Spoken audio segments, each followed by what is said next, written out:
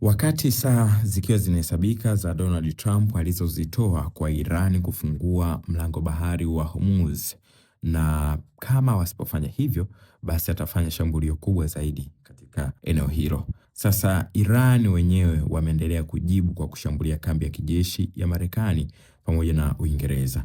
Waziri wa mambo ya ndani wa Uingereza, Yeti Cooper, amelaani mashambulizi ya Iran yaliyolenga kambi ya pamoja ya kijeshi ya Marekani na Uingereza katika kisiwa cha Diego Garcia, huku akisisitiza kuwa Uingereza haiungi mkono Marekani na Israeli kuhusu mgogoro huo.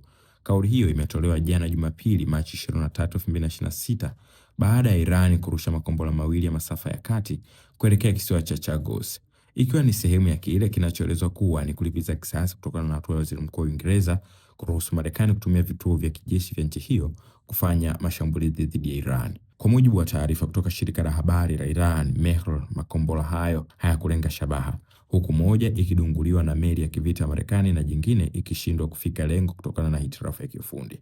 Iwapo mashambulizi hayo yangefanikiwa, yangekuwa miongoni mwa mashambulizi ya mbali zaidi kuwahi kufanywa na Irani. Akizungumza na waandishi wa habari jana, Cooper amesema Uingereza inaendelea kuunga mkono hatua za kujilinda dhidi ya vitisho vya Iran, lakini haishiriki katika mashambulizi ya moja kwa moja. Nini maoni yako? Shiriki nami kwenye comment hapo. Asante.